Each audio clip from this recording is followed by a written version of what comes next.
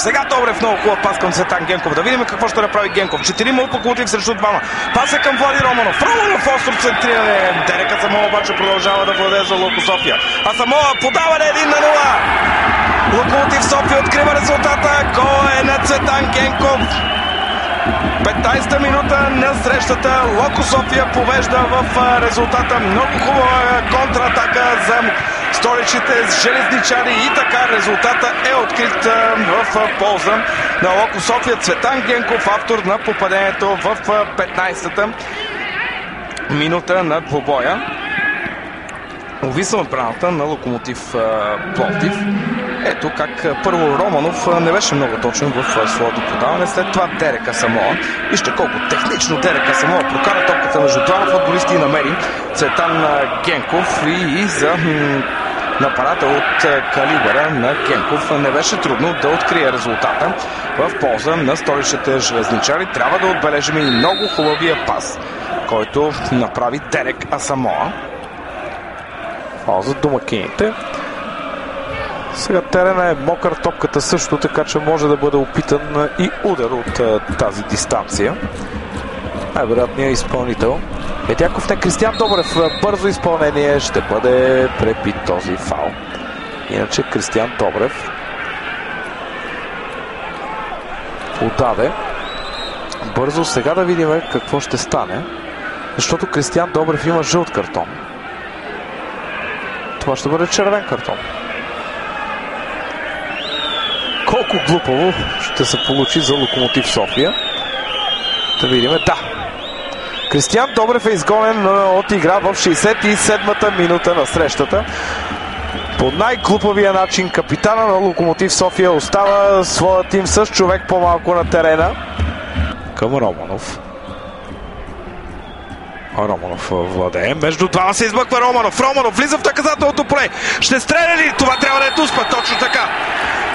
Дуспа за Локомотив София след великолепния рейд на Романов.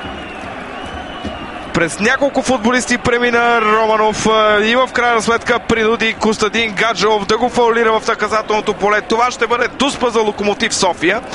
Невероятен рейд на Романов. Ето, това е момента на съприкосновението между двамата футболисти.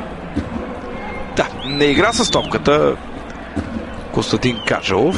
Сега ще видим и от това повторение. Абсолютно да. Абсолютно правилно решение на арбитъра. Дуспа за Локомотив София.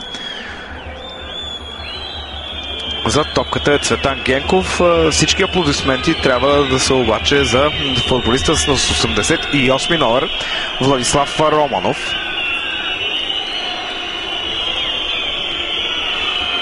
Генков срещу Лучини. 71 минута.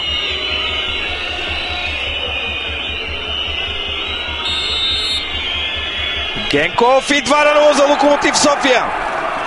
Локомотив София вече взима една много надежна преднина в резултата, въпреки че с човек по-малко на терена тима на столичните железничари успя да вкара втори гол на гостуващият Локомотив Пловдив. Второ попадение в матча за Цветан Генков, този път от Дуспа.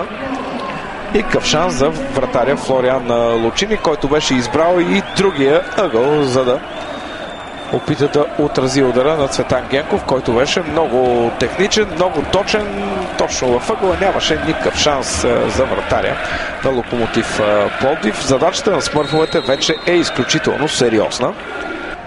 Дали пък някъде тук и амбициите на гостите да вземат нещо не поприключиха. Възможно сега за Локомотив София. Там имаше претенции за игра с ръка. Дерек Асамоа. Асамоа 3-0! Дерек Асамоа се подигра с защитата на Локомотив Пловдив. Ето как Локомотив София остана с човек по-малко на терена и успя да вкара 2 гола във вратата на гостуващия отбор само в рамките на 3 минути 73-та минута на срещата.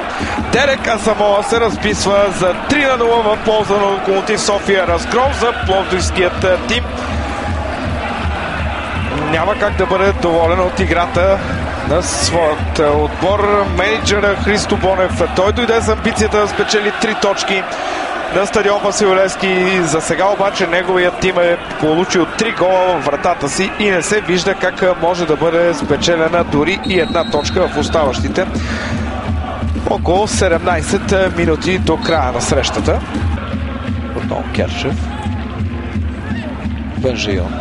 Няма засада в тази ситуация. Здравко Лазаров и това ще бъде дуспа за Локомотив Пловдив в 86-та минута. Жълт картон за вратаря Боян Пейков. Шанс за Локомотив Пловдив да стигне поне до почетно попадение, защото все пак остава доста малко време до края на матча. Много хубаво подаване към Здравко Лазаров, който и успя да изпревари Боян Пейков и да принуди стража на домакините да го фаулира. Трябва да отдадем заслуженото и на много добрата асистенция на Бенжион. Ето го щава много Локомотив Пловдив. Сега Здравко Лазаров се изправя срещу Боян Пейков.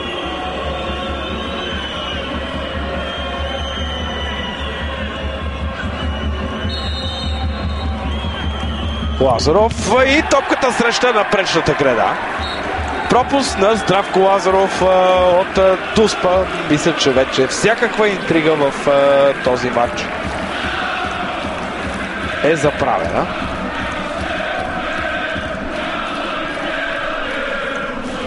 На Здравко Лазаров срещна градата. Не вървеше играта днес на капитана на Локомотив Пловдив.